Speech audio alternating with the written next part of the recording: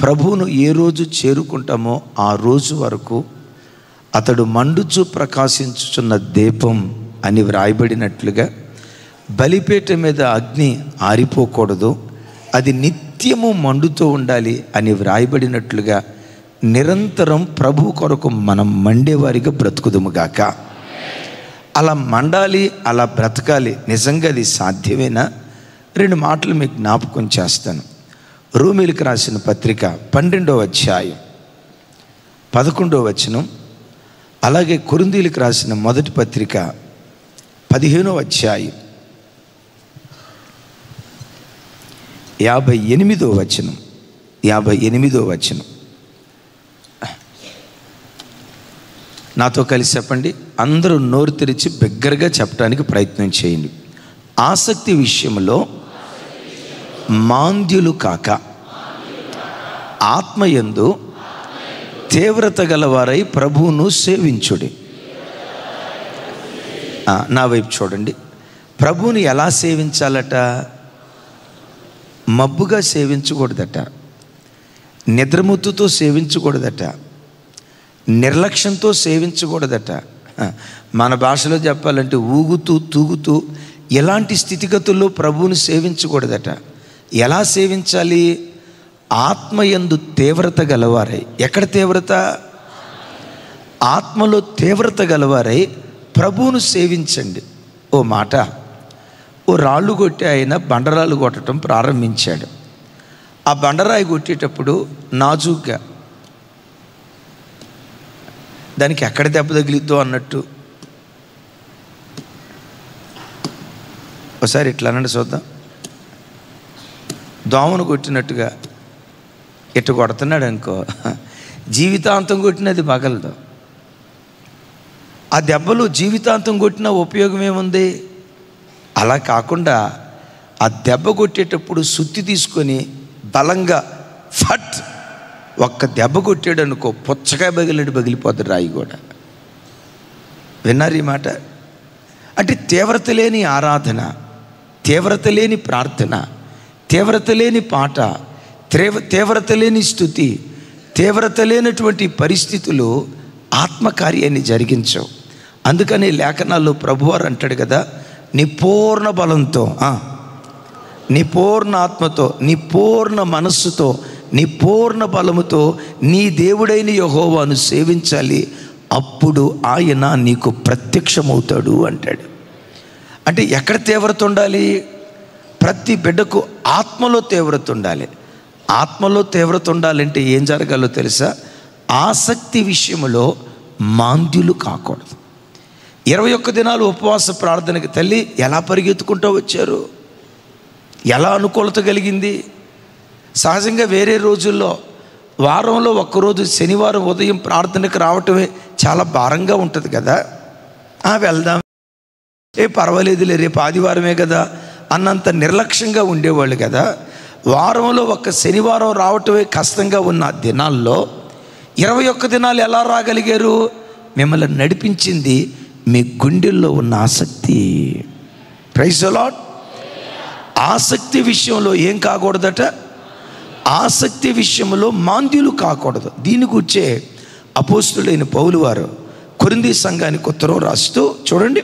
కొరింథీయులకు రాసిన మొదటి పత్రిక 15వ అధ్యాయం 58వ వచనం నాతో కలిసి, కాగా నా ప్రియ సహోదరులారా, మీ ప్రయాసము ప్రభునందు వ్యర్థము కాదని ఎరిగి స్థిరులను కదలని వారును ప్రభు కార్యాభివృద్ధి యందు ఎప్పటికీ ఆసక్తులయుండుడి.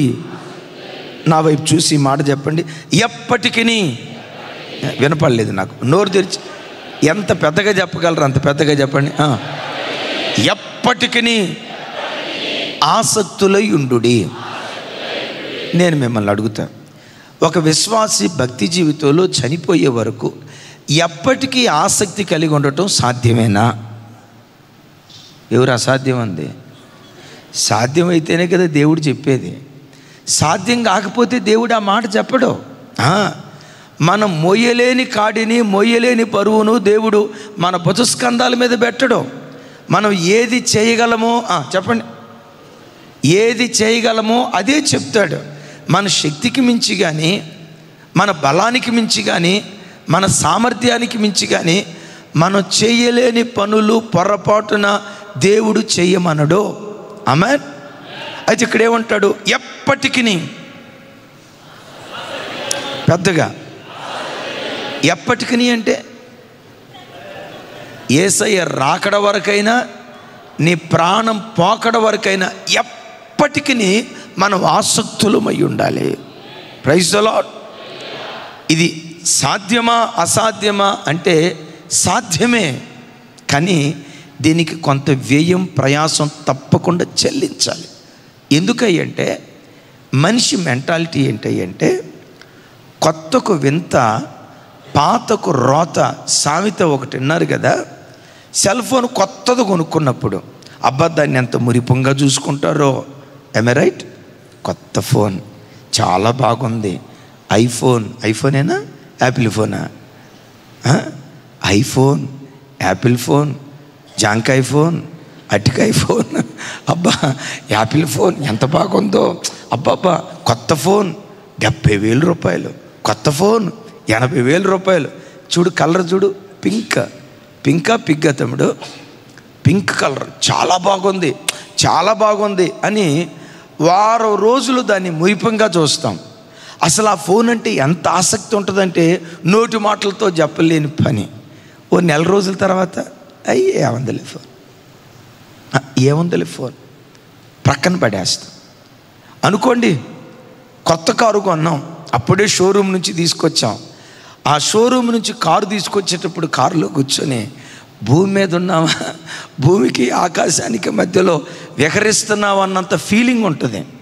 ఈ కారు ఇంటి ముందు పార్క్ చేసిన తర్వాత నా కొత్త కారు బాగుంది కదా, చాలా బాగుంది కదా, బాగుంది కదా, బాగుంది కదా, పింకీ చాలా బాగుంది కదా, బాగుంది కదా, సంధ్య చాలా బాగుంది కదా, అమ్మ సరోజిని చాలా బాగుంది కదా, రమేష్ అన్న కారు చాలా బాగుంది కదా, చాలా బాగుందండి, భలే ఉందండి. అసలు మన ఇంటి వాకిటి ముందు కారు పెడితే అసలు ఆ ఫీలింగ్, ఆ థ్రిల్ ఉంది చూసారా, ఎట్టాగో ఉంది అని వారం 10 రోజులు దాని గురించి చాలా మాట్లాడుకుంటాం. నెల రోజులు అయ్యా అందరికి ఉంది మనం. సరే మీకు అంత దాకా పోకపోయి ఉండొచ్చు. కొత్త ఫ్రిడ్జ్ కొన్నప్పుడు ఉందో చూసారా, రోజు మా ఫ్రిడ్జ్ చూడండి, బట్టలన్నీ అంత శుభ్రం చేసుకుంటారో లేదో కానీ పద్దాకల ఆ బట్ట తీసుకోను తొడవ పదే చూడ. ఆ పక్కెంటోళ్ళ ఇంటికి వెళ్ళి సిస్టరో మా ఆయన 7 అడుగులు ఎత్తున్న ఫ్రిడ్జ్ కొన్నాడు, ఎంత బాగుందో తెలుసా, అసలు రంగు ఉంది సిస్టరో, అసలు రంగు ఉంది, అసలు అట్టాటి అందమైన రంగు భూమి మీద ఎక్కడా లేదు. మరి భూమి మీద ఎక్కడా లేకపోతే ఎక్కడికి ఎందుకు వచ్చినట్టు ఒక మాట.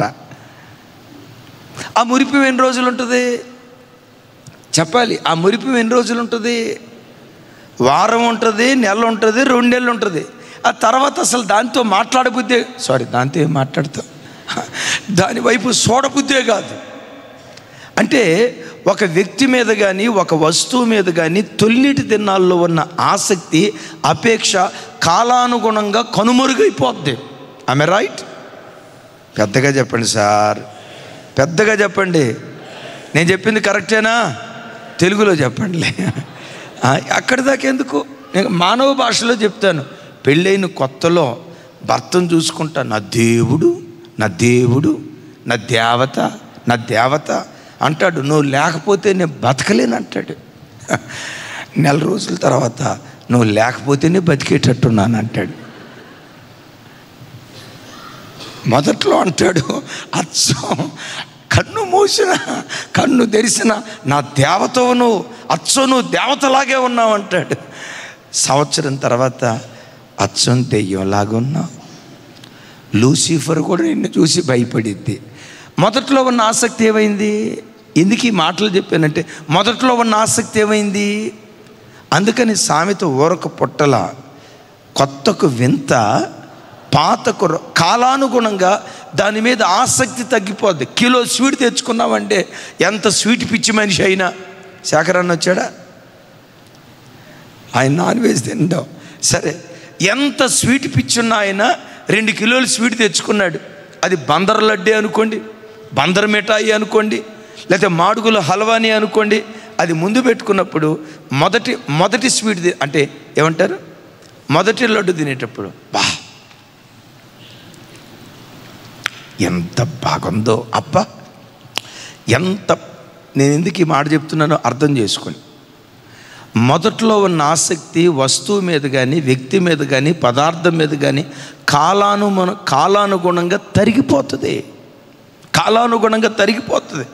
మొదటి లడ్డు తినేటప్పుడు బా ఎంత బాగుందో, అబ్బా ఎంత బాగుందో అని మొదట తిన్నప్పుడు ఏమనుకుంటాడు తెలుసా, 2 కిలోలు అయిపోవలసిందే అన్నట్టుగా తింటాడు. రెండోది తిన్నాడు, కొంచెం పర్లేదులే. మూడోది తిన్నాడు, అరే మొదట తిన్నప్పుడు ఏమనిపించింది నీకు చెప్పాలి. ఇప్పుడు నేనంటా ఏ వ్యక్తి జీవితంలోనైనా ఒక వస్తువు మీద, ఒక వ్యక్తి మీద, ఒక పదార్థం మీద మొదట్లో ఉన్న ఆసక్తి కాలానుగుణంగా తరిగిపోతుంది, కనుమరుగైపోతుంది. నేను చెప్పేది అవునా కాదా? కానీ మరి యేసయ్య పట్ల కూడా ఒక వ్యక్తి ఎప్పటికీ ఆసక్తుడై ఉండటం అది సాధ్యమేనా? చెప్పాలి. నిన్న తర్వాత కూడా సాధ్యం అన్నారంటే ఆలోచించాలి మీరు. దేవదత్త నా మాట అర్థమైందా? మళ్ళీ ఇంకోసారి చెప్పంటావా? మొదట్లో ఇది ఏ వస్తువు మీదైనా, ఏ పదార్థం మీదైనా కాలానుగుణంగా దాని మీద ఆసక్తి తగ్గిపోద్ది. మరి అలాంటప్పుడు సంవత్సరాల తరబడి అదే బైబిల్ కదా, సంవత్సరాల తరబడి అదే ప్రార్థన కదా, సంవత్సరాల తరబడి అదే పాట కదా, సంవత్సరాల తరబడి అదే ఉపవాసాలు కదా. మరి కాలానుగుణంగా తరిగిపోతుందా లేదా? ఇప్పుడు తరిగిపోద్ది అంటారు, ప్లేట్ మారుస్తారు అంతే, పొరపాటున తరగదు. ఎందుకో చెప్పమంటారా? యేసు క్రీస్తు వారి ప్రేమ వన్నె తరగని ప్రేమ. యేసు క్రీస్తు వారి సౌందర్యం వన్నె తరగని సౌందర్యం. యేసు క్రీస్తు మంచితనం వన్నె తరగని మంచితనం. 21 రోజులు ఉపవాసం ఉండి ప్రార్థన చేశాం కదా, అబ్బాయికి ముగిస్తే బాగుండు అనుకున్నారా? 40 రోజులు ఉంటే బాగుండు అనుకున్నారా? ఎందుకు? ఆయన ప్రేమ వన్నె తరగని ప్రేమ. ఎంత ప్రేమించినా నేను సరిగ్గా ప్రేమించలేదు నా ప్రభుని, ఎంత ప్రార్థన చేసినా నేను సరిగ్గా ప్రార్థన చేయలేదు ప్రభు సన్నిధిలో. 3 అధ్యాయాలు చదివినా అయ్యో, మొన్న ఆయన ఎక్కడ లండన్ నుంచి 10 అధ్యాయాలు చదువుతున్నాడట, నేను 3 అధ్యాయాలే చదువుతున్నా. ఆ తర్వాత ఇంకొక ఆయన అంటాడు నేను రోజుకొచ్చి 15 అధ్యాయాలు చదువుతున్నాను అంటాడు. ఆ మాట ఇంటతోటే నేను 10 అధ్యాయాలే కదా ప్రభువా. చూడు, ఎంత ప్రేమించినా ఎంత ఆరాధించినా యేసు ప్రేమ వన్నె తరగని ప్రేమ. ఎందుకు తెలుసా? ఆయన ప్రేమ దినదినము నూతనంగా పుట్టుకుంటూ వస్తుందట. చప్పలు కొడితే సైకో స్తోత్రాలు చెప్తాం. అందుకనే వన్నె తరగని ప్రేమతో భక్తులు ప్రేమించారు. అలా ప్రేమించిన వారిలో అపోస్తలుడైన పౌలు వారు రాసిన పత్రికల్లో కానీ, అపోస్తల కార్యాల్లో కానీ పదే ఒక మాట అంటాడు, నా పరుగు క్రీస్తు యేసు కృపావార్త నిమిత్తం సువార్తను ప్రకటించే విషయంలో నా పరుగు, ఆయన నాకు అప్పగించిన పరిచర్యను సంపూర్తి చేసే విషయంలో నా సమర్పణ, నా ప్రాణం కంటే అవి ప్రియమైనవి, నా పరుగు అంటాడు. పదే కొరింథీ పత్రికలో పరుగు అంటాడు, అపోస్తల కార్యాల్లో పరుగు అంటాడు. అంటే ప్రారంభంలో పరిగెత్తాడు, అపోస్తల కార్యాలు ఎఫెసీ సంఘానికి రాసేటప్పుడు పరిగెత్తాడు, అంటే పరిగెత్తుతూనే ఉన్నాడు. చివరికి తను చనిపోయే ఆఖరి క్షణాల్లో తన ప్రియకుమారుడు తిమోతికి ఉత్తరం రాస్తూ ఇలా అంటాడు. చూడండి, తిమోతిలకు రాసిన 2వ పత్రిక 4వ అధ్యాయం 7వ వచనం. 4వ అధ్యాయం 7వ వచనం. మంచి పోరాటము పోరాడి తిని, స్వరమెత్తాలి, నా పరుగు కడముట్టించి తిని విశ్వాసమును కాపాడుకుంటుని. నెక్స్ట్, విశ్వాసమును కాపాడుకుంటుని, ఇక మీదట నా కొరకు నీతి కిరీటం ఉంచబడి ఉన్నది. చప్పలు కొడుతూ దేవునికి స్తోత్రాలు చెప్దాం. 7వ వచనంలో అంటాడు, ఒకసారి చూడండి, మంచి పోరాటం పోరాడా, నా పరుగు నా వైపు చూడండి. సేవ ప్రారంభంలో పరిగెత్తాడా, నడిచాడా? మధ్యలో నడిచాడా, పరిగెత్తాడా? అంటే ఇప్పుడు చనిపోబోయే ఆఖరి క్షణాల వరకు ఏమయ్యాడు? వింటున్నారా? ఏమయ్యాడు? కొంతమంది రక్షణ పొందిన ప్రారంభ దినాల్లో ఆదివారపు ఆరాధన అంటే 9ంటికి ఆరాధన అయితే 5 నిమిషాలకు 9ంటికి వచ్చి కూర్చుంటారు, పరిగెత్తేవాళ్ళు మందిరానికి. ఓ 2 సంవత్సరాల తర్వాత ఏమంత తొందర ఏముంది, 9:30కు పోదాంలే. ఇంకో 2 సంవత్సరాల తర్వాత ఏమంత తొందర ఏముంది, ముగింపులో పోదాంలే. అది ఆశీర్వాదం ఇస్తారుగా, తండ్రి అయిన దేవుని ప్రేమ, కుమారుడైన యేసుక్రీస్తు వారి కృప, ముగింపులో ఆశీర్వాదం ఇస్తారే, అప్పుడు పోదాంలే అని అంటారు. ఏమిరా ఆశీర్వాదం ఇచ్చేటప్పుడు పోతున్నావు, ప్రార్థన అంతా అయిపోయింది, ఆశీర్వాదం ఇచ్చేటప్పుడు వస్తున్నావేంటి, ఆశీర్వాదాలు పోతాయి కదా అంటే మా వాడు అన్నాడంట, ఆశీర్వాదాలు ఇచ్చేటప్పుడే నువ్వు ఇస్తే ఇంకా ఆశీర్వాదాలు ఇంకెక్కడికి పోతాయండి అన్నాడంట. అంటే మొదట్లో పరిగెత్తారు, ఆ తర్వాత పరుగు నడకగా మారిపోయింది. ఆ నడక కాస్త బందాడే స్థితికి వెళ్ళిపోయింది. పౌలు మహాశయుడు ఉన్నాడే, మొదట్లో పరిగెత్తాడు, మధ్యలో పరిగెత్తాడు, చివరికి ప్రాణాన్ని కోల్పోయే ఆఖరి క్షణం వరకు పరిగెత్తుతూనే ఉన్నాడు. ఆయన గుండెల్లో ఆసక్తి, పెద్దగా చెప్పాలి, ఆయన గుండెల్లో ఆసక్తి చావలా.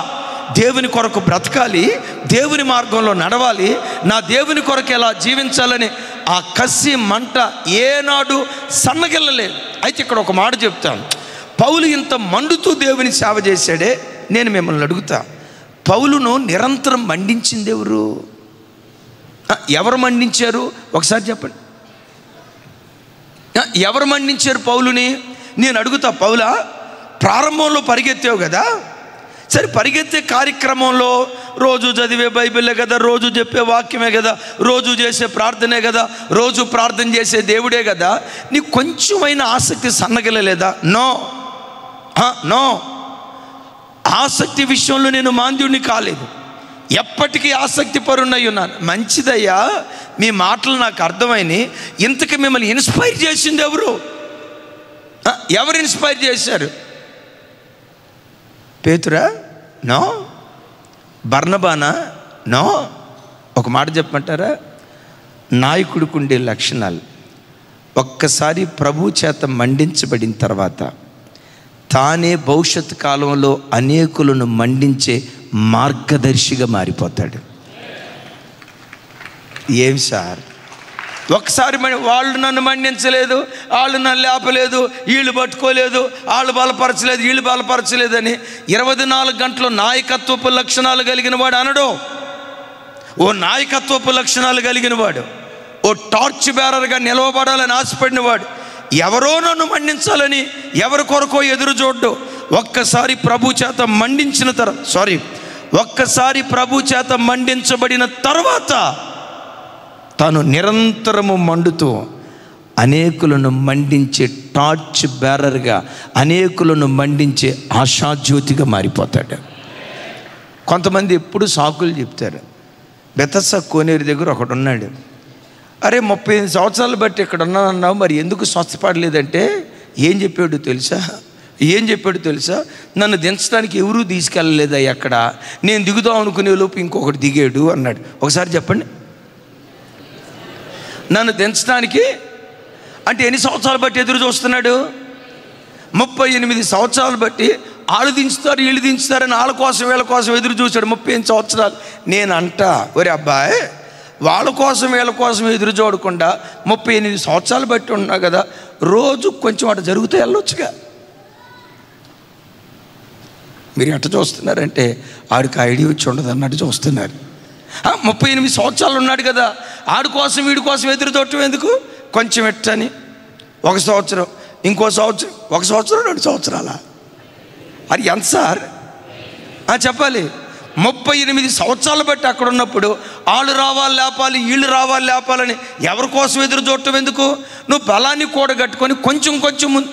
కొంతమంది జీవితకాలం బెతస్సా కోనేరు దగ్గర ఆ రోగిష్యుడు ఉన్నట్టుంటారు. సంగమా, నిన్నెవరో మండించడం కాదు, ఒక్కసారి ప్రభు చేత నువ్వు మండించిన తర్వాత దేవుని చేత మండించబడిన ఆ దీపం నిరంతరము మండుతూ నీవే సంఘములో వేల కొలదిని మండించేవాడిగా నువ్వు మారాలి, వేల కొలదిని వెలిగించేవాడిగా నువ్వు మారాలి. అలా నిరంతరము ప్రభు కొరకు ప్రకాశించే జ్యోతులుగా మన ఒక్కొక్కరిని ప్రభు బలపరచునుగాక. అయితే పౌలు అలా మండించబడటానికి 3 బలమైన కారణాలు చెప్తాను. నంబర్ 1, అందరూ నా వైపు చూడాలి. నంబర్ 1, ఒకే దృష్టి లేక ఏక హృదయం. ఒకే దృష్టి, ఒకే దృష్టి. వన్స్ బ్యాటిల్ ఫీల్డ్లో అడుగుపెట్టిన తర్వాత ఒకే దృష్టి. ఏంటన్నా ఒకే దృష్టి? చూడండి, ఫిలిప్పీలకు రాసిన పత్రిక, విలువైన మాటలు, హృదయపు లోతులో నుంచి మాటలు మీరు నమ్మండి, నిరంతరం మీరు ప్రభు కొరకు మండుతూనే ఉంటారు. ఫిలిప్పీలకు రాసిన పత్రిక 3వ అధ్యాయం 12వ వచనం నుంచి 14వ వచనం వరకు. అందరూ మీ బైబిల్ తెరవండి. ఇదివరకే నేను గెలిచితిని అని నేను ఇదివరకే సంపూర్ణ సిద్ధి పొంది తిని అని అయినను నేను అనుకొనటలేదు. కానీ నేను దేని నిమిత్తము క్రీస్తు యేసు చేత పట్టబడితినో. ఈ మాట అందరూ పెద్దగా చెప్పండి. నేను, అందరు నా వైపు చూడాలరా తల్లి, బ్రదర్స్ ఇట్లా నేను, నోవా చెప్పు, నేను, ఇంకోసారి నేను దేని నిమిత్తం, ఇట్లానండి, దేని నిమిత్తం క్రీస్తు యేసు చేత పట్టబడితినో దానిని పట్టుకోవాలని గురి దగ్గరికి నేను పరిగెత్తుతున్నాను అంటాడు. ఏక దృష్టి. విన్నారా? దేని నిమిత్తం క్రీస్తు యేసు చేత నేను పట్టబడ్డాను, అదే నా గురి, దాన్ని పట్టుకోవాలని నేను పరిగెత్తుతున్నాను అంటాడు. అయ్యా పౌలా, రమేష్ గారు, అయ్యా పౌలా, దేని కొరకు నువ్వు పట్టబడ్డావు? రమేష్ అన్న, దేని కొరకు పట్టబడ్డారు? ఎందుకోసం నువ్వు పట్టబడ్డావు? నంబర్ 1, అనేక మంది ఆత్మలను క్రీస్తు కొరకు సంపాదించడానికి నేను పట్టబడ్డా. నంబర్ 2, క్రీస్తును పోలిన జీవితం భూమి మీద జీవించడానికి నేను పట్టబడ్డా. పెద్దగా చెప్పాలా మాట, పెద్దగా.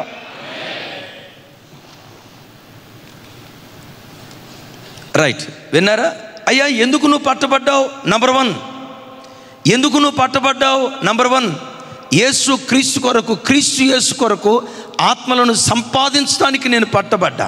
రెండవది, ఎందుకు పట్టబడ్డానో తెలుసా? క్రీస్తులా బ్రతకాలని. నంబర్ 3, క్రీస్తును పోలి జీవించాలని. నంబర్ 4, ఏ విధము చేతనైనా క్రీస్తు రాజ్యాన్ని సొంతం చేసుకోవాలని. దీని నిమిత్తం నేను పట్టబడ్డాను. క్రైస్తవ జనమా, ఎందుకు నువ్వు ఆదివారపు ఆరాధనకు వచ్చావు? ఇదేమన్నా ఆచారమా? నో. అమ్మో, ఆదివారపు ఆరాధనకు రాకపోతే దేవుడు శిక్షిస్తాడేమో, ఆదివారపు ఆరాధనకు రాకపోతే దేవుని ఉగ్రత మన మీదకు వస్తుందేమో భయపడా? నో.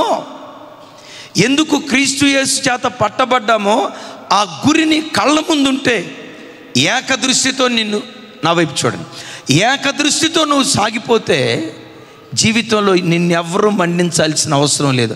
నిరంతరము నీ అంతరంగమే మండటం ప్రారంభిస్తుంది. నీ చుట్టూతో ఉన్న వాళ్ళని నీవు మండించడం ప్రారంభిస్తావు. పెద్దగా చెప్దాం ఆమేన్. అందుకని దావీదు గారు కీర్తనలో చక్కటి మాట అంటాడు. చూడండి ఆ మాట, కీర్తనల గ్రంథం 86వ కీర్తన 11వ చరణం. యెహోవా, నేను నీ సత్యమును అనుసరించి నడుచుకున్నట్లు నీ మార్గమును నాకు బోధింపుము, నీ నామమునకు భయపడునట్లు నా హృదయమునకు ఏక దృష్టి కలుగు చేయుము. బా, ఏమన్నాడు ఎబెనెజరన్న? దేనికి? అయ్యో, అసలు ఏం ఖరీదైన మాట చూడండి. నా హృదయమునకు, అమ్మ ఏమన్నాడు? నా హృదయమునకు ఏకదృష్టి కలుగు చేయి. ఏంటా ఏకదృష్టి? క్రీస్తు కొరకు లక్షల కొలది ఆత్మలను సంపాదించాలి. ఏంటా ఏకదృష్టి? యేసులా బ్రతకాలి. ఏంటా ఏకదృష్టి? యేసును పోలి ఈ భూమి మీద జీవించాలి. ఏంటా ఏకదృష్టి? ఇక్కడ కళ్ళు మూస్తే పరలోక రాజ్యంలో కళ్ళు తెరవాలి.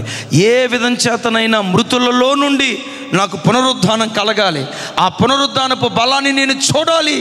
దేవుని ముఖాన్ని ముఖాముఖిగా చూడాలి. ఏకదృష్టి. దావీదు అదే అంటాడు. ఏమంటాడు? నా హృదయానికి ఏకదృష్టి లేకపోతే ఏం జరిగిద్దో చెప్తాను. అది 100 metres relay. 100 metres relay fraction of మినిట్స్లో అయిపోయేటువంటి రిలే. మంచి విపరీతంగా వేగంగా పరిగెత్తేవాడు. అతన్ని ఎట్లాగైనా బోల్తా కొట్టించాలని శత్రు సమూహం పన్నాగాలు పన్నుతున్నాయి. రైట్. ట్రాక్లో నిలవబడిన ఏ అథ్లెట్ కన్నా ఉండే గురేంటి? అమ్మ అక్కడ అమ్మోళ్ళు ఎవరు తల్లి? రైట్, చూడండి. ఏ అథ్లెట్కి ఉన్న గురి ఏంటి చెప్పండి? నా వైపు చూడాలి. ఏ అథ్లెట్ కన్నా గురి ఏంటి? అందరికంటే ముందు పరిగెత్తాలి, గోల్డ్ మెడల్ సాధించాలి. అందరికంటే ముందు పరిగెత్తాలి, గోల్డ్ మెడల్ సాధించాలి. ట్రాక్ మీద 10 మంది ఉన్నారు. అందరికంటే వీడు బాగా వేగంగా పరిగెత్తాడని అందరికీ తెలుసు. సరే, వన్స్ పరుగు స్టార్ట్ అయింది.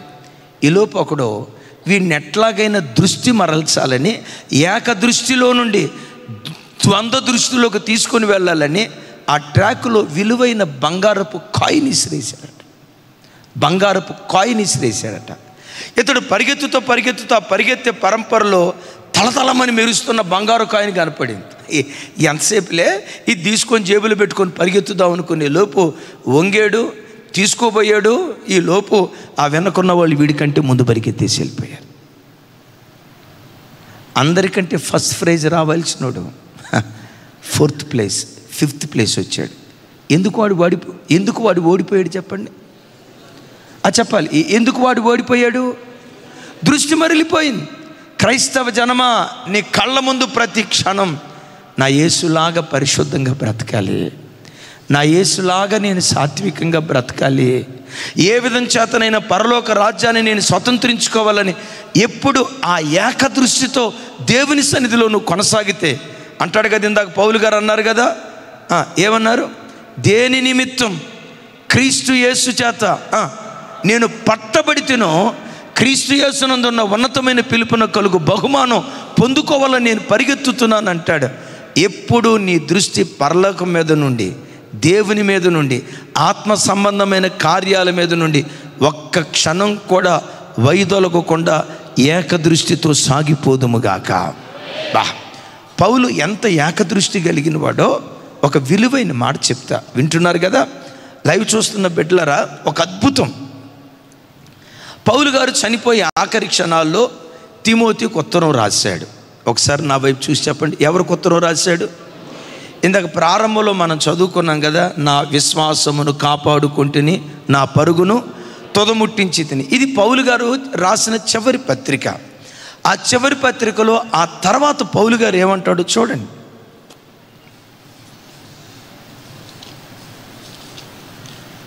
తిమోతికి రాసిన మొదటి పత్రిక 4వ అధ్యాయం 12-13 వచనాలు. 12 తిమోతికి రాసిన రెండవ పత్రిక, రెండవ పత్రిక. నీవు వచ్చినప్పుడు నేను త్రోయలో కర్పునొద్ద ఉంచిన అంగీని, పుస్తకములను, ముఖ్యముగా చర్మపు కాగితములను తీసుకొని రమ్ము. నా వైపు చూడండి. విన్నారా? పౌలు గారు రేపో మాపో చనిపోబోతున్నారు. రైట్. నా పరుగు తొదముట్టించాను అన్నాడా లేదా? నీతి కిరీటం నా కొరకు దాచబడింది అన్నాడా లేదా? పౌలు గారు తాను చనిపోబోతున్న సంగతి తనకు తెలుసు.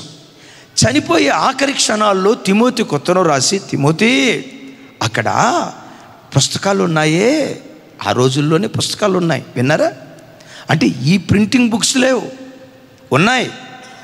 ఈ ప్రింటింగ్ బుక్స్ లేకపోవచ్చు, చేతితో రాసిన అవి ఉన్నాయి. సరే వినండి, పుస్తకములను, చర్మపు కాగితములను తీసుకొనిరా. అంటే పుస్తకాలు అంటే ఈయన రాసినయా? అయి ఉండొచ్చు. లేదో ఎవరో దేవుని గూర్చి రాసిన పుస్తకాలా? అయి ఉండొచ్చు. అంటే చనిపోయే ఆఖరి క్షణాల్లో కూడా దేవునిని గూర్చిన పుస్తకాలు చదివి దేవుని గురించి మరెక్కువగా తెలుసుకోవాలన్న జిజ్ఞాస పౌలు గుండెల్లో చావలేదు. ఏ వయసులో సార్? సరే వయసు పక్కన పెట్టండి, సిచ్యువేషన్ ఏంటి? సిచ్యువేషన్ ఏంటి? ఊరు బొమ్మంటుంది, కాడి రమ్మంటుంది. నీరో చక్రవర్తి కత్తి పౌలు యొక్క మెడ మీద వేలాడబోతుంది, ఇక చంపబడబోతున్నాడు. ఆఖరి క్షణాల్లో ఏమంటాడో తెలుసా? తిమోతి, నేను కర్పు యొద్దన్న ఆ పుస్తకాల నుంచా అవి చదువుదాం అనుకున్నా, కానీ అక్కడ కుదరక నేను చదవలేకపోయా. వస్తా ఆ పుస్తకాలు తీసుకురా నాయనా, చర్మపు కాగితాలు తీసుకురా నాయనా, నేను రాయాల్సిన పుస్తకాలు కొన్ని, నేను రాయాల్సిన కొన్ని సమాచారాలు కొన్ని ఉన్నాయి, ఆ కాగితాలు తీసుకురా నాయనా అని అంటాడు. చనిపోయే ఆఖరి క్షణాల్లో దేవుని గురించి మరెక్కువగా తెలుసుకోవాలన్న జిజ్ఞాసతో తన ఆఖరి శ్వాస విడిచిపెట్టాడు. అందుకనే అతడు మండుచూ ప్రకాశించే జ్యోతిగా నేటికి విరాజిల్లుతూనే ఉన్నాడు. బైబిల్లో ఒక ఆయన ఉన్నాడు, నేను చనిపోబోతున్నానని కొడుకుని పిలిచాడు. ఆదికాండం 27వ అధ్యాయం 4వ వచనం. ఆదికాండం అదే మన చుట్టవేనమ్మా, మన చుట్టవే. అమ్మ నా వైపు చూడాలి. 27:4 అందరూ నాతో కలిసి చెప్పండి. నేను చావక మునుపు నిన్ను నేను ఆశీర్వదించినట్లు నాకిష్టమైన రుచిగల భోజ్యములను సిద్ధపరిచి నేను తినుటకై నా యొద్దకు తెమ్మని చెప్పాను. ఈ ముసలోడు, దేవా నన్ను క్షమించిన ఆయన, ఈ ముసలోడుకు పుట్టిన మాయదారి కోరిక చూడండి. చచ్చేటప్పుడు కూడా జిహ్వా ఫలం ఏమంటారు, జిహ్వా చాపల్యం చావల. పౌలు చనిపోయేటప్పుడు అంటాడు, గ్రంథపు చుట్టలు తీసుకురా, కాగితాలు తీసుకురా, చర్మపు కాగితాలు తీసుకొస్తే దాని మీద నేను రాయాలి, నేను చదవాల్సిన పుస్తకాలు కొన్ని ఉన్నాయి, ఆ పుస్తకాలు తీసుకురా, దేవుని గురించి మరెక్కువ తెలుసుకోవాలని.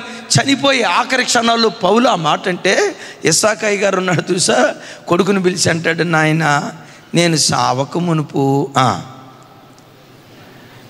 నాకిష్టమైన మాంసం అనలు అక్కడ ఒక పదంతో వదల. అసలు చూడండి, నాకిష్టమైన తీసుకొచ్చి ఇష్టానుసారంగా వండొద్దురా బాయ్. ఎట్టబడితే అట్ట వండితే కుదరదు. ఎట్లా ఉండాలి? పెద్దగా చెప్పాలి. అరే పెద్దగా చెప్పండి సార్. ఎట్లా ఉండాలి? రుచిగా, నాకు ఇష్టమైన ఆహారం రుచిగా వండాలి, నేను చనిపోబోతున్నాను అన్నాడు. చనిపోయేవాడు పిల్లలను కూర్చోబెట్టి ప్రార్థన చేసి చచ్చిపోవచ్చుగా. ఒక మాట అంట, అరే చచ్చిపోబోయేవాడు, నాన్న కుటుంబ ప్రార్థన చేసుకుందాం, ఈ కుటుంబ ప్రార్థన ఈ రోజుతో ఆగిపోకూడదు, నేను చనిపోయే ఆఖరి క్షణాలలో కూడా కుటుంబ ప్రార్థన మర్చిపోలేదని మీరు జ్ఞాపకం చేసుకొని మీ పిల్లలకే చెప్పండి. వృద్ధాప్యంలో కూడా దేవుని వాక్య ధ్యానాన్ని నేను మర్చిపోలేదని మీ పిల్లలకే చెప్పండి. నన్ను చూసి నేర్చుకోండి ఆయన అని పిల్లలకి ఇన్స్పిరేషన్ ఇచ్చేటట్లుగా ఇస్సాకు చెప్పొచ్చు కదా. అందుకని చాలామంది భక్తులు ఇస్సాకు ఆత్మీయ జీవితాన్ని గురించి ఇలా అంటారు. నా వైపు చూడాలి. గ్రాఫ్ అచ్చం మనలాగే, ఎత్తులు వెళ్ళేటప్పుడు శిఖరం, పడిపోయాడా పాతాళం, మళ్ళా లేచాడా శిఖరం, ఆ తర్వాత ఎప్పుడు గ్రాఫ్ లాగా అనీవెన్గా ఎత్తులు పల్లాలతో ఉండేది. అపోస్తుడైన పౌలు వారు ఉన్నారే, రేసు గుర్రం లాగా నిరంతరం దూసుకొని వెళ్ళిపోయేటువంటి వాడు. కారణం చెప్పంటారా? ఏకదృష్టి. ఒకసారి చేతులు తడుగుతారా? యేసయ్య నీ మీద నాకు ఏకదృష్టి దయచేయి, ఒకే మనస్సు దయచేయి, ఏక హృదయం దయచేయి, చంచలమైన మనసు నాలోనికి రానివ్వకయ్యా. దేని కొరకు నేను పట్టబడ్డాను, దేని కొరకు మీ రక్తంతో కడగబడ్డాను, కడవరకు దాన్ని చూసుకుని సాగిపోయే కృపదేవుడు మనకు దయచేయును గాక. రెండవది, నంబర్ 1 మనం చూసాం కదా. నంబర్ 1 ఒకే దృష్టి లేక ఏక హృదయం. నంబర్ 2 ఒకే దర్శనం. ఏంటి పౌలు దర్శనం? ఫిలిప్పీ సంఘంతో మాట్లాడుతూ ఇలా అంటాడు చూడండి. ఫిలిప్పీలకు రాసిన పత్రిక 1వ అధ్యాయం 19వ వచనం. 19వ వచనం.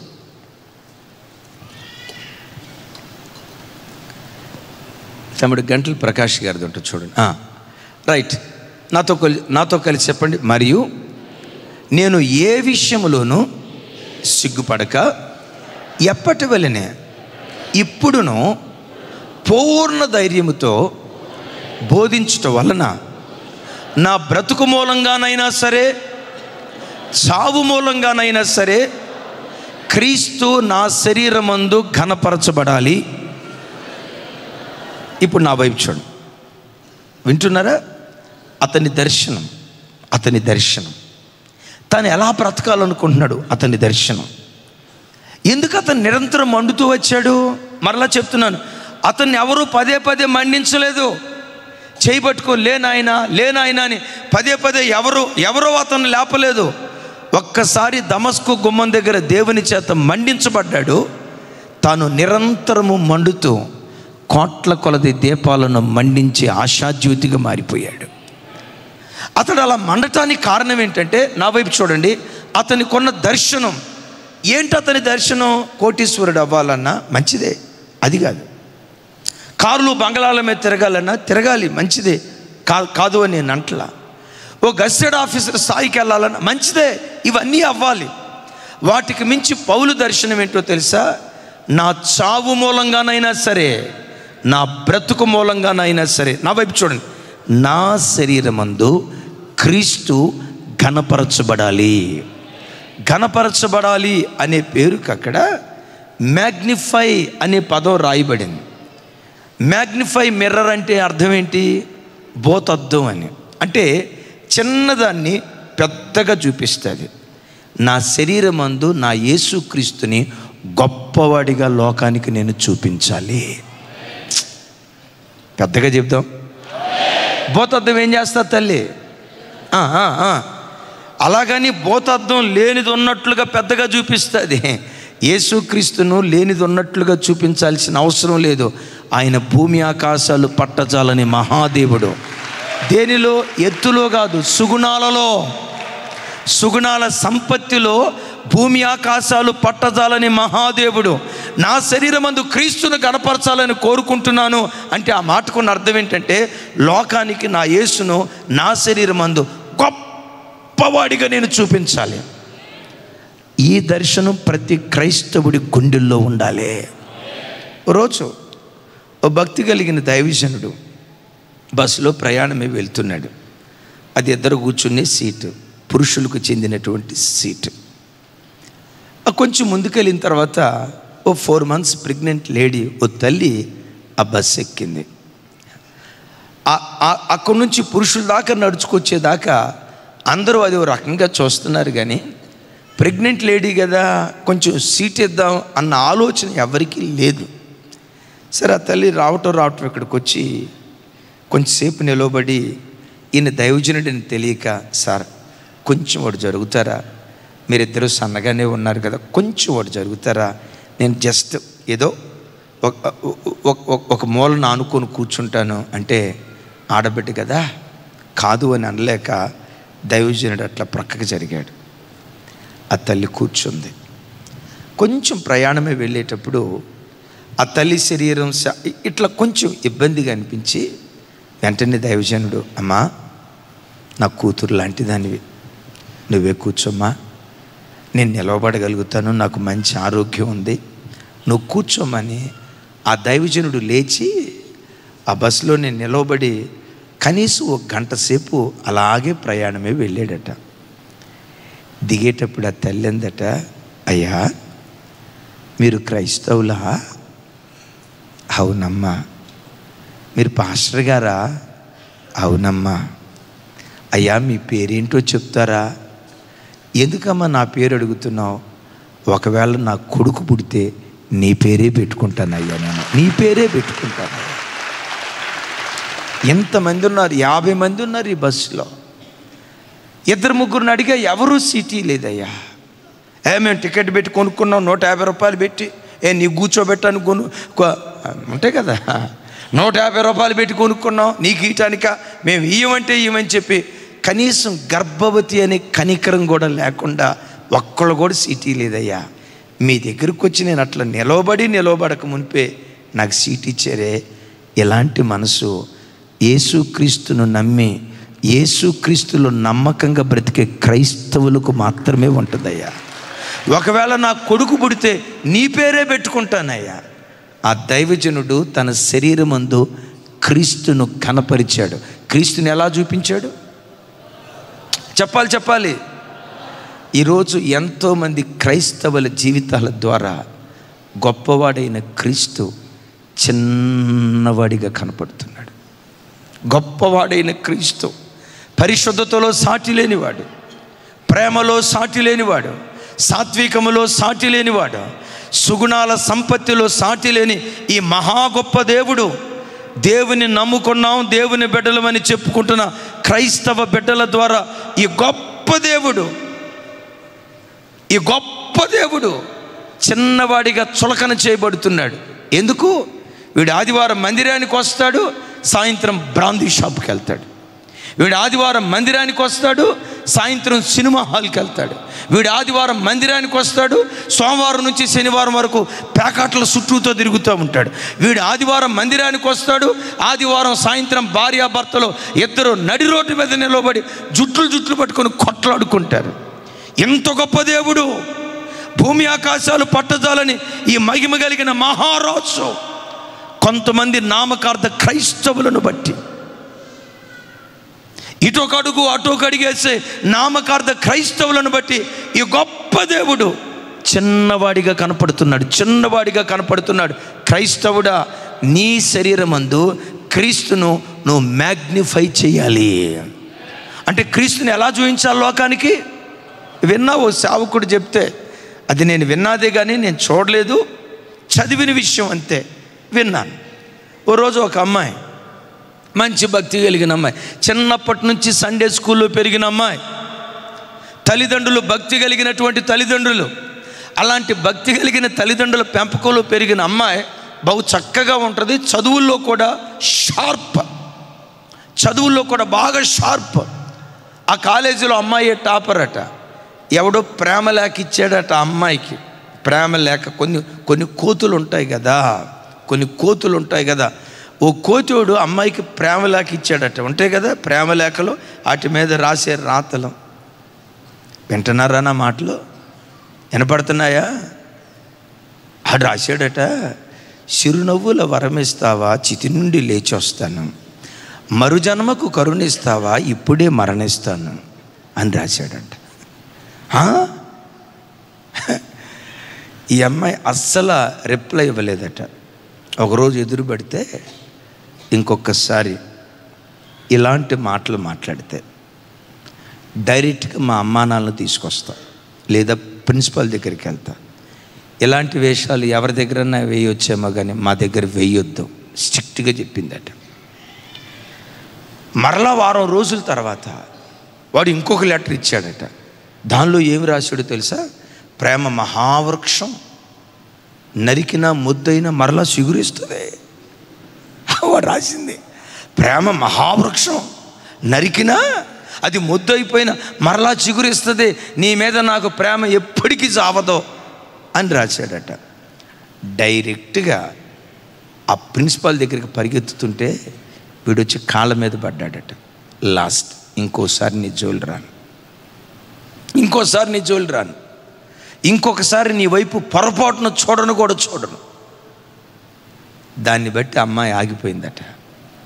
అసలు ఈ అమ్మాయి ఏంటి ఇంత నీతిగా బ్రతుకుతుంది, ఈ అమ్మాయి ఏంటి, ఈ వివరాలు ఏంటి తెలుసుకుంటే, ఈ అమ్మాయి ఆదివారం చర్చికి వెళ్ళే అమ్మాయిని, మందిరానికి వెళ్ళే అమ్మాయి, కోయిర్లో నిలబడి పాటలు పాడే అమ్మాయిని వాడు ఆ వివరాలన్నీ తెలుసుకొని ఒకటే మాట అన్నాడట, యేసుక్రీస్తుని ఆరాధించే మీరే ఎంత పరిశుద్ధంగా బ్రతికితే మీ దేవుడు ఇంకెంత పరిశుద్ధమైన వాడో కదా. ఆ అమ్మాయి తన శరీరం అందు క్రీస్తుని ఏం చేసింది? చెప్పాలి, నేను చెప్పినట్టు చెప్పాలి. అసలు ఆ మాట చూడండి. అరే ఎట్టాగే చూడదురా తమ్ముడా, నువ్వు ఎట్టాగే చూస్తే ఎట్టా నాకున్న ఉత్సాహం పోద్ది. ఎట్లా చూపించాలి? అస్సలు నా శరీరం అందు క్రీస్తును నా చావు మూలంగానైనా సరే, నా బ్రతుకు మూలంగానైనా సరే నా శరీరమందు క్రీస్తు మహిమపరచబడాలి. శరీరమందు క్రీస్తు మహిమపరచబడాలంటే కాలేజీకి వెళ్ళి ఆ క్రైస్తవ ఆడపిల్ల ఆ అబ్బాయి వైపు ఈ అబ్బాయి వైపు వంకర సూపులు చూస్తే క్రీస్తు మహిమపరచబడతాడా? ఆ కాలేజీకి వెళ్ళి అబ్బాయి ద్వంద్వార్థాలతో కూడుకున్న మాటలు మాట్లాడితే క్రీస్తు మహిమపరచబడతాడా?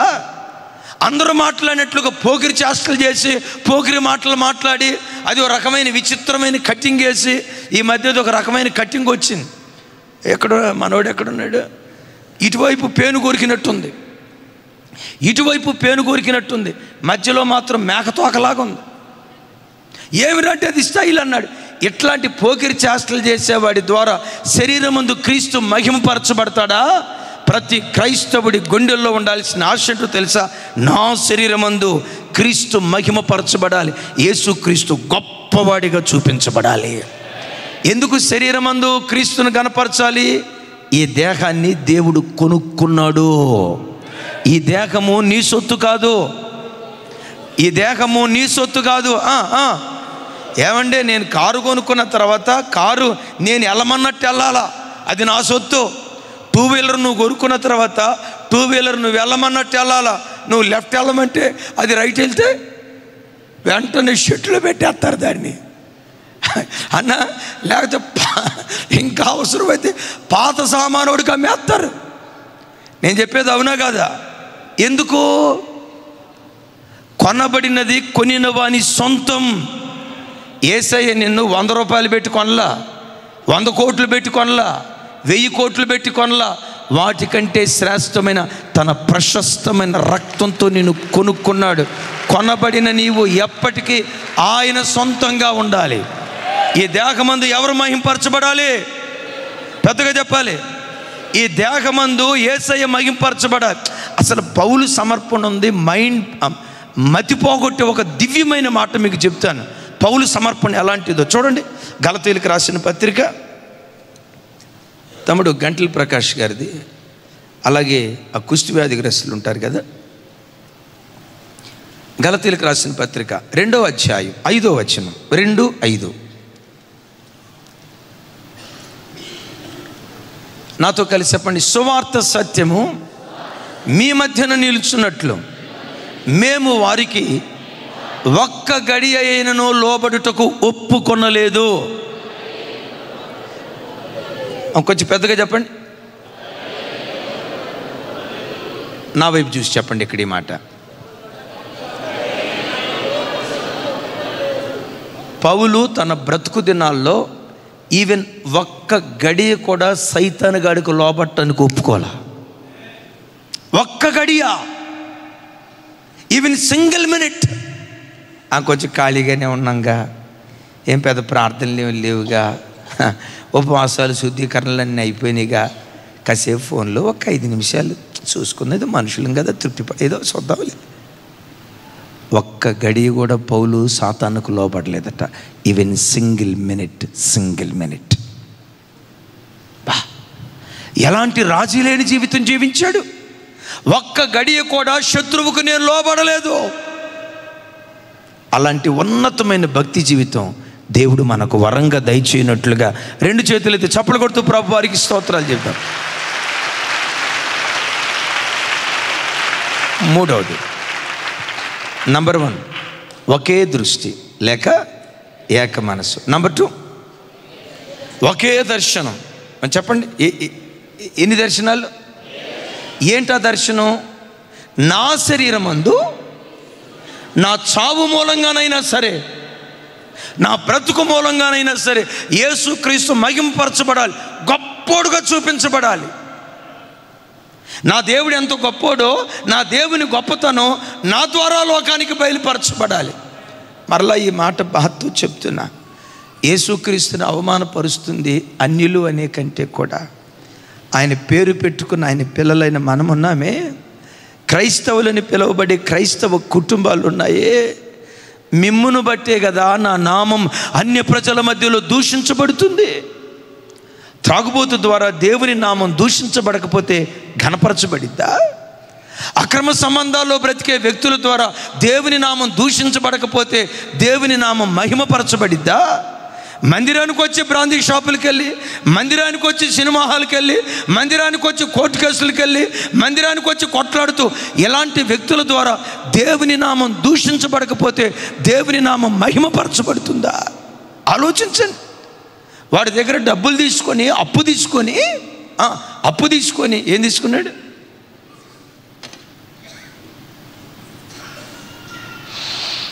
ఒకసారి చెప్పండి, ఏం తీసుకున్నాడు? అప్పు తీసుకోక మునుపు ఆయన పేరు, నా వైపు చూడాలి అందరూ, బాప్తిస్మం తీసుకోక మునుపు అప్పు తీసుకున్న తొలిడి దినాల్లో ఆయన పేరు మొత్తయ్య అంట. బాప్తిస్మం తీసుకొని మత్తయ్య అయిపోయాడు. మొత్తయ్య కాస్త మత్తయ్య అయిపోయాడు. ఆ అప్పిచ్చిన ఆయన వచ్చి అన్నాడంట, ఏమయ్యా మొత్తయ్య, నా దగ్గర ₹1,00,000 అప్పు తీసుకున్నావు కదా, అప్పు ఎప్పుడు ఇస్తావంటే, హై బాబాయ్ మీకు తెలియదండి, మొత్తం ఎప్పుడు చచ్చిపోయాడండి. మొత్తం చచ్చిపోవటం ఏంట్రా అంటే అంటాడంట, పాతవి గతించను, ఇదిగో సమస్తము కొత్తవాయి. ఆ అప్పిచ్చినోడికి అర్థం కాక పాతవి గతించాను, సమస్తము కొత్తవాయని అంటాడేంటి? ఏవిరా మొత్తయ్య అంటే, మళ్ళా మొత్తయ్య అన్నది, మొత్తయ్య సిలువ వేయబడ్డాడు. ఏంటే మొత్తయ్య సిలువ వేయబడ్డాడు. మొత్తయ్య సిలువ వేయబట్టవేంట్రా? మళ్ళా అంటాడట, పాతవి గతించను, ఇదిగో సమస్తము. నువ్వు అప్పిచ్చింది మొత్తయ్య చచ్చిపోయాడు. ఎక్కడ చచ్చిపోయాడు అంటే బాప్తిస్మం ట్యాంక్ దగ్గర చచ్చిపోయాడంట. అప్పే కొట్టాడట. ఇలాంటి క్రైస్తవుల ద్వారా, అప్పు తీసుకొని ఎగ్గొట్టే క్రైస్తవుల ద్వారా దేవుని నామం దూషించబడకపోతే మహిమపరచబడిద్దా? ఆదివారం మందిరానికి వచ్చి కాలేజీకి వెళ్ళిన తర్వాత పోకిరి చాష్టలు చేసే యవ్వన బిడ్డల ద్వారా దేవుని నామం దూషించబడకపోతే మహిమపరచబడిద్దా? ప్రతి క్రైస్తవుడికి ఉండాల్సిన దర్శనం, ఏ విధము చేతనైనా నా శరీరమందు క్రీస్తు మహిమపరచబడాలి, క్రీస్తు ఘనపరచబడాలంటే దాని అర్థం ఏమని చెప్పాను? మ్యాగ్నిఫై, గొప్పవాడిగా పెద్దవాడిగా ప్రభు మన ద్వారా లోకానికి చూపించబడును కాక. ఆఖరిది పౌలు గారి గుండెల్లో ఉన్న ఒకే భాగ్యం. ఏది భాగ్యం? పౌలు భాగ్యం ఏంటో చెప్తా చూడండి. అపోస్తుల కార్యాలు 9వ అధ్యాయం 15-16 వచనాలు. తమ్ముడు 2 వీడియోలు కుష్ఠవ్యాధి గ్రస్తుదని నాతో కలిసి, అందుకు ప్రభు నువ్వు వెళ్ళుము, అన్ని జనుల ఎదుటను రాజుల ఎదుటను ఇశ్రాయేలీయుల ఎదుటను నా నామమును భరించుటకు ఇతడు నేను ఏర్పరచుకొనిన సాధనమై ఉన్నాడు.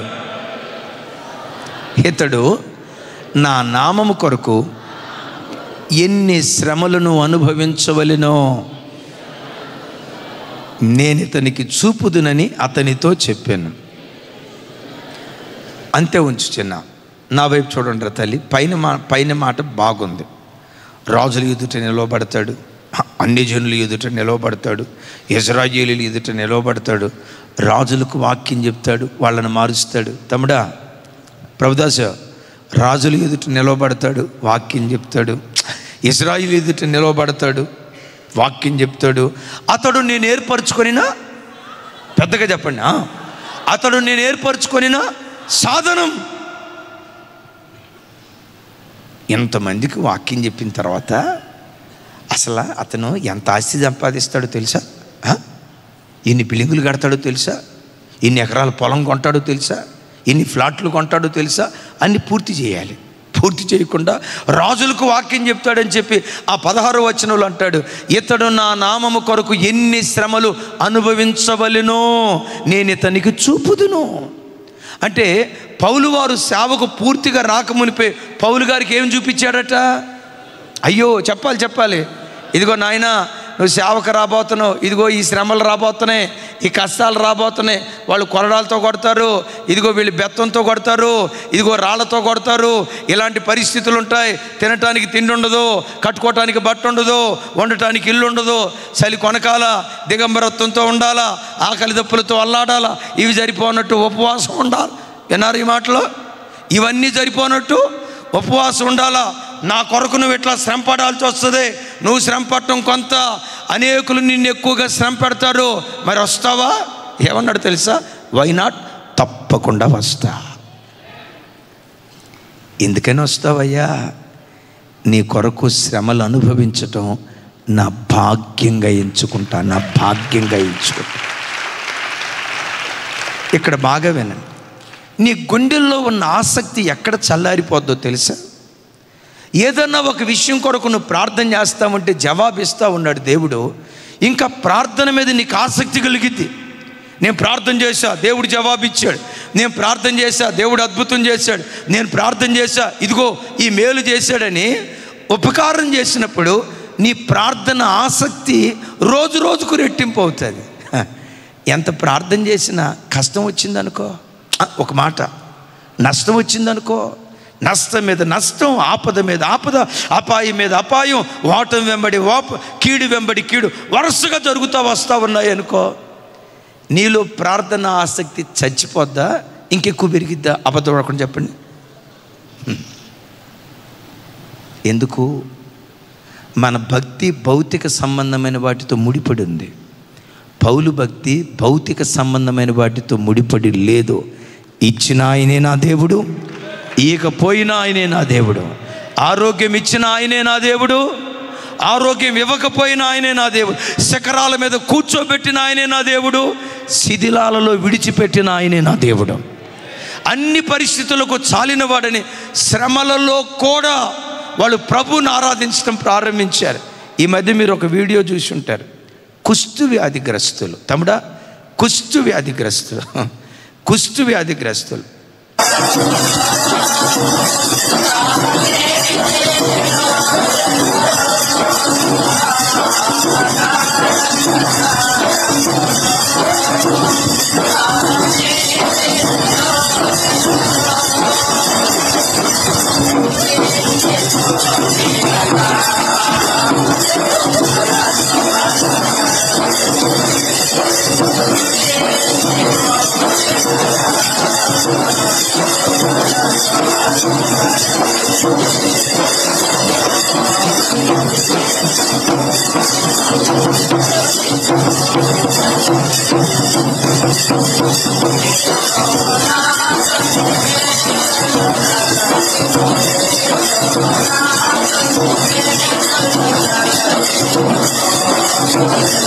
హోల్డ్ చేయి, చూసానా?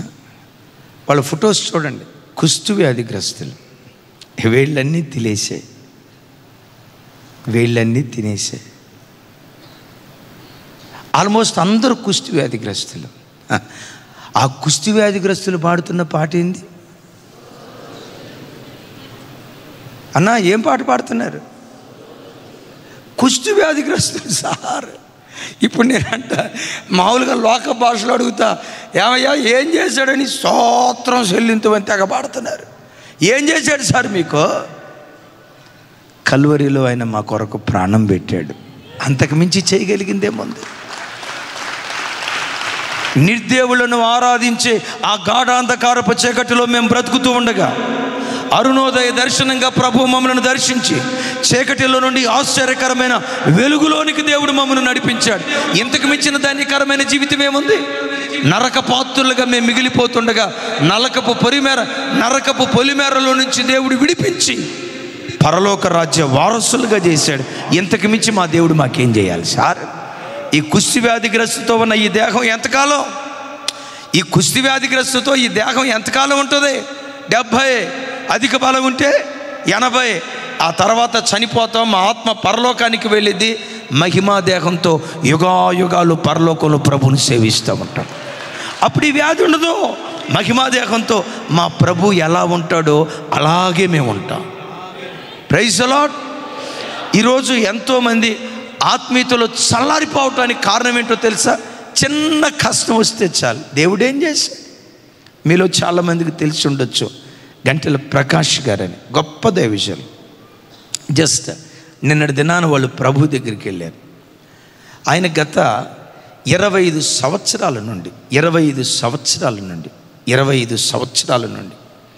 కిడ్నీ బలహీనతతో బాధపడుతున్నాడట. కరెక్ట్గా కిడ్నీ బలహీనతతో పలుమార్లు ప్రభువుని అడిగాడట.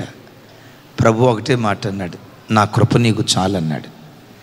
నిన్ననే ఆయన ప్రభు దగ్గరికి వెళ్ళారు. ఆయన బ్రతికున్న దినాల్లో ఆయన మాట్లాడిన మాట ఒకసారి చూడండి. ముఖం మీద చిరునవ్వు ఉండడం ఎవరికైనా సాధ్యమే, క్రైస్తవుడికి ఏముంది? తమ్ముడు వాయిస్ సరిగ్గా. నా కణితి క్యాన్సర్ మాయమైపోతే నవ్వడం ఒక హిందువు నవ్వుతాడు, ఒక ముస్లిం కూడా నవ్వుతాడు, ఒక నాస్తికుడు కూడా నవ్వుతాడు. క్రైస్తవుడికే ఉంది గొప్పతనం.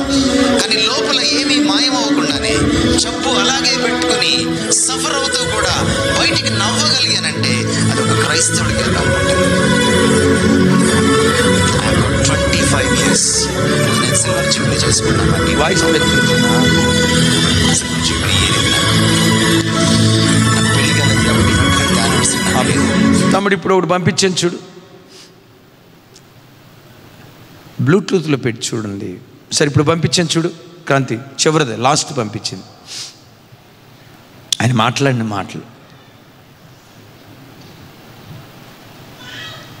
శ్రమను అనుభవించటం అది భాగ్యమని ఎంచినవాడు మరణాన్ని కూడా సంతోషంగా ముద్దాడగలుగుతాడు. దేన్ని చెప్పాలి? దేన్ని? మరణాన్ని కూడా సంతోషంగా తాను ముద్దాడగలిగే కృప దేవుడు అనుగ్రహిస్తాడు. యేసయ్యకు చేతులెత్తి స్తోత్రాలు చెప్దాం. తమ్ముడు ఇప్పుడు పంపించింది, ప్లే చేయండి. ఒకవేళ మిమ్మల్ని మరణానికి అప్పగిస్తే మరణం ద్వారా కూడా తాను మహిమ పొందడా? ఖచ్చితంగా మహిమ పొందుతాడు. ఎందుకని బాప్తిస్మిచ్చే యోహాన్ని విడిపించలేదు ఆయన? ఆయనలా మహిమ పొందాలనుకున్నాడు. గ్రాహం స్టైన్స్ని వాళ్ళ పిల్లల్ని ఎందుకు విడిపించలేదు ఆయన? మీకు విషయం చెప్పనా? ఒక గ్రాహం స్టైన్స్ ఉన్నాడని ఒక వ్యక్తి 21వ శతాబ్దంలో కూడా క్రీస్తు కోసం హతసాక్షి కాగలడని ఆయన చచ్చిపోయేదాకా భారతదేశానికి తెలియదు. గ్రాహం స్టైన్స్ బ్రతికున్నప్పుడు కంటే ఆయన చచ్చిపోయినప్పుడు ఎక్కువ న్యూస్లోకి వచ్చాడు. ఆయన బ్రతికున్నప్పుడు కంటే ఆయన చచ్చిపోయినప్పుడు క్రీస్తు ఎక్కువ మహిమ పొందాడు. కొంతమందిని ఆయన తప్పించి మహిమ పొందాడు, కొంతమంది ఆయన మరణానికి అప్పగించి మహిమ పొందాడు. యేసుక్రీస్తు శిష్యుల్లో ఒక్కడు తప్ప అందరూ హతసాక్షులయ్యారు. అందులో 10 మంది కత్తివాత పడ్డారు.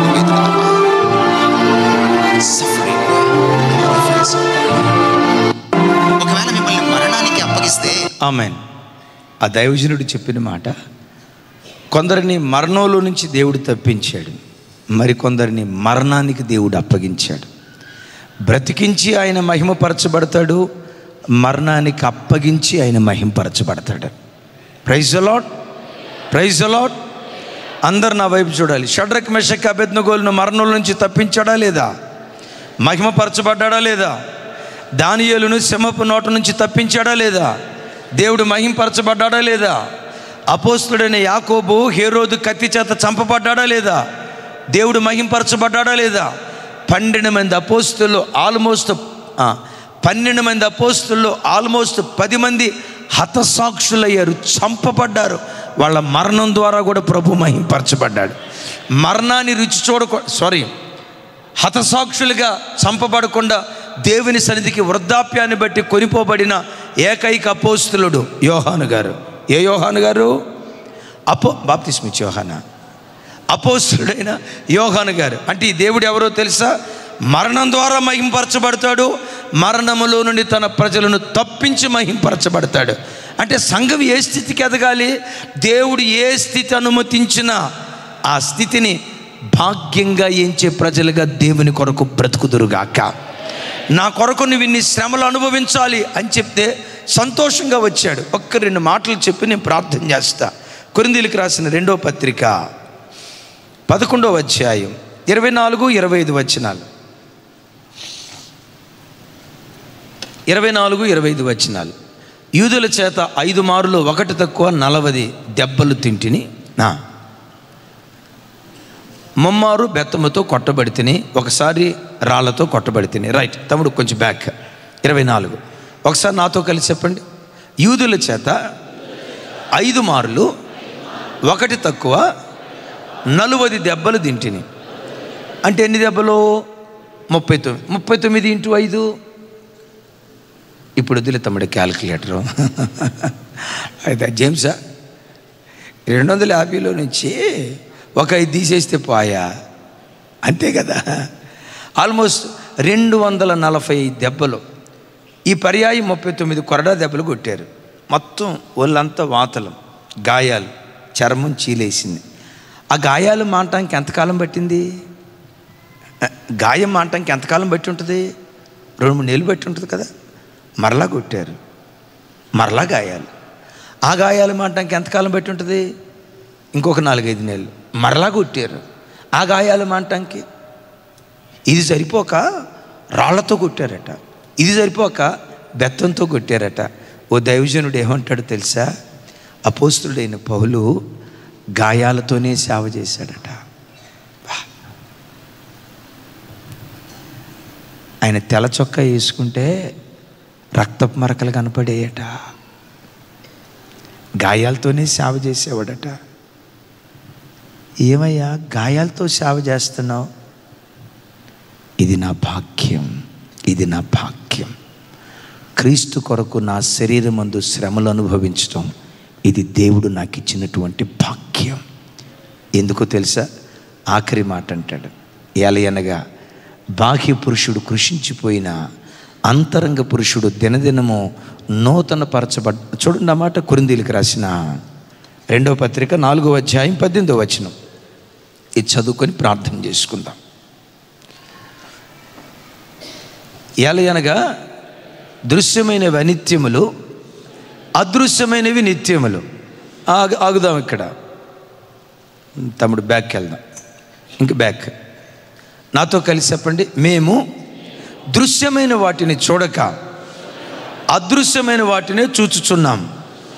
ఒకసారి నా వైపు చూడండి. ఏం చూడమంటున్నాడు?